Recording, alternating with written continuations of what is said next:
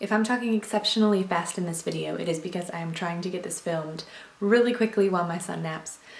He just woke up for a minute in the middle of a 2-hour nap, and I was like, no, I need 1 more hour. So he fell back asleep.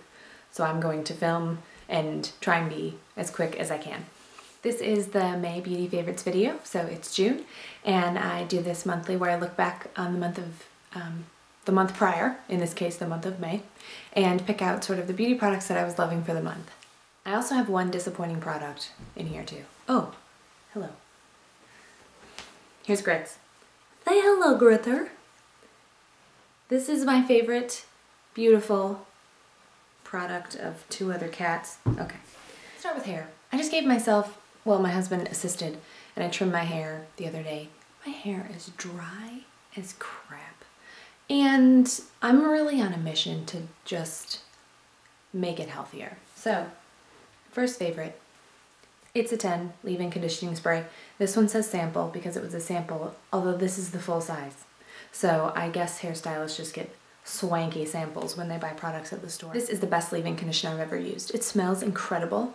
The brand is called It's a 10, and it does 10 incredible things listed on the back. I've talked about this product before, and I kind of go back and forth on using leave-in conditioners. They can be a little bit heavy on my hair, but since I'm on a mission to get my hair healthy, like, you know what, I can put it back if it's feeling a little weighed down and heavy, and use this daily. I was jonesing for a new exfoliator. I've had the Philosophy Micro Delivery Exfoliating Peel, I think it is, micro, I don't know. I'll put the link to it in my blog, but I've been using that for years, and it came in a rude, okay. It came in a huge bottle when I bought it a couple years ago, and I like that, except you really like trying new products, so I was like, dang it, I'm only 3/4 of the way through it, so I cheated anyway before finishing it and bought the Caudalie Deep Cleansing Exfoliator. I love Caudalie products. I was in New York recently and I found a Caudalie store, and I was like, oh snap, I need to go in there. And my husband was walking around somewhere else because I finished up a meeting early, and so I went in the store and I was like, I knew all the products already because you can get them most everything at Sephora, but I was like, it just looks beautiful here. So anyway, I didn't buy this in New York City. I bought a lip balm of all things, but I was like, I don't really need anything, but I'll buy a lip balm. And anyway, I got this deep cleansing exfoliator probably at Sephora, and it's good. It is a lot grittier than I would have imagined, but it makes my skin feel fresh and like there's no dry patches or anything remaining. So I also like the size of it. It's not huge. It's going to be easier to travel with than my Philosophy Micro Delivery Exfoliating Wash or Peel, whatever it is.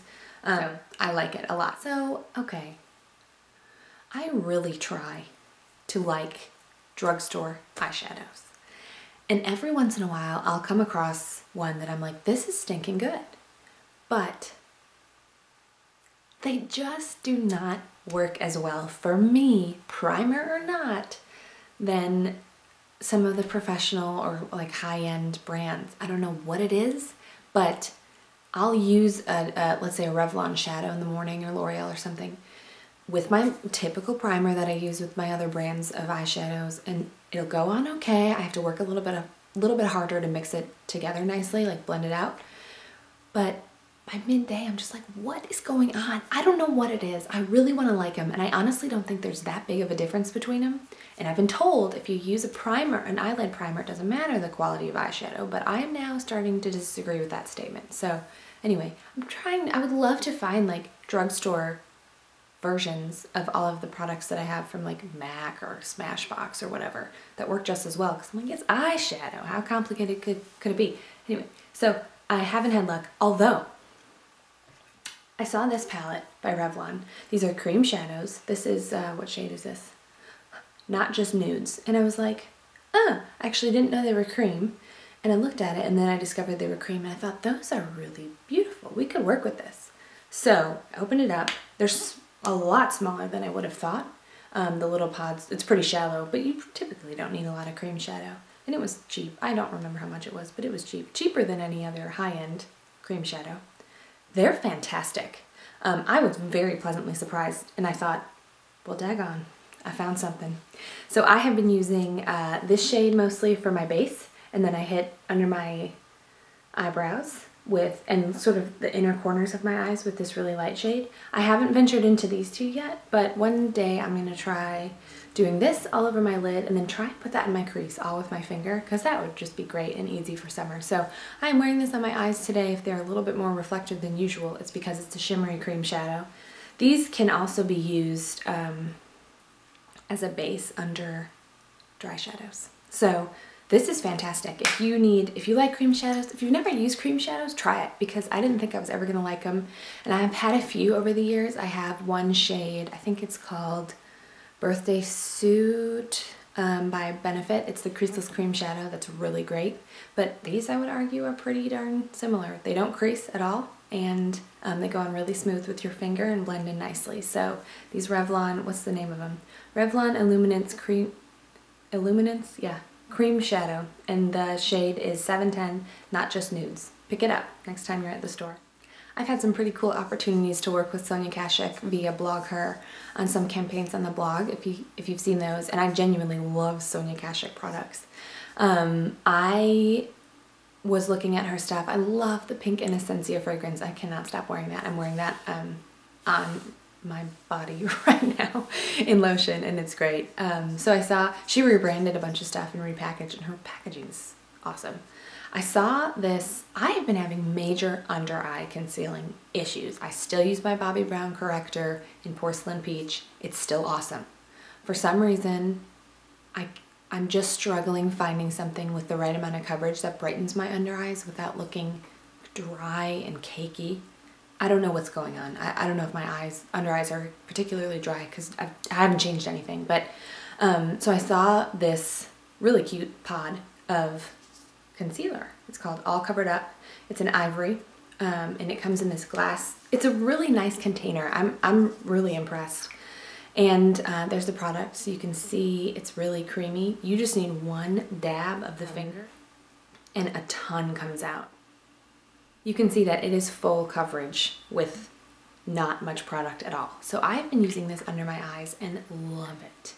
It gives phenomenal coverage. It is a little bit prone to creasing, so you have to really work it in and warm it up with your fingertip, and make sure you don't put too much on, but it has done a great job at covering my under eyes. I am super impressed. I do not remember how much I paid for it, but whatever it was cheaper than I've spent on under eye concealers in the past. So this is working for me right now. I really like it. I love her products. On repeat on my nails is, I almost exclusively wear Vinylux on my fingernails because I can get so much wear out of it and they don't chip.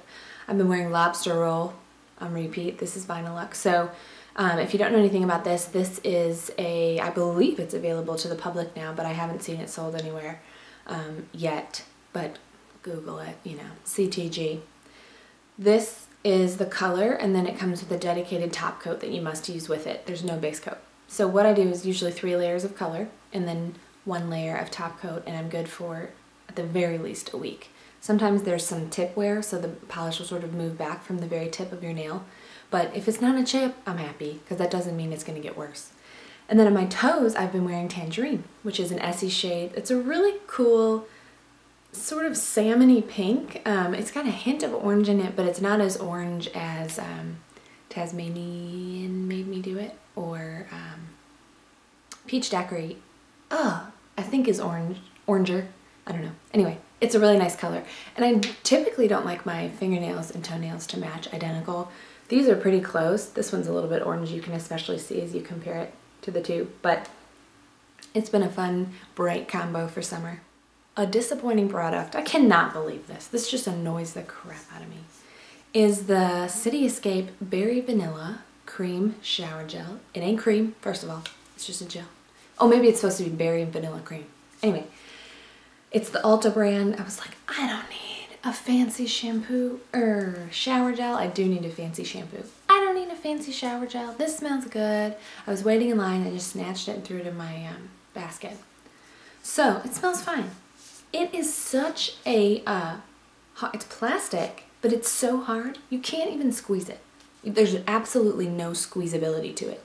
So I stand in the shower like this, and a small trickle comes out onto my loofah, and I have to wait and watch, and I try and squeeze, and my forearm is sore, and I'm just annoyed. So The smell is fine. Ulta, you were a little overzealous with the thickness of your bottle.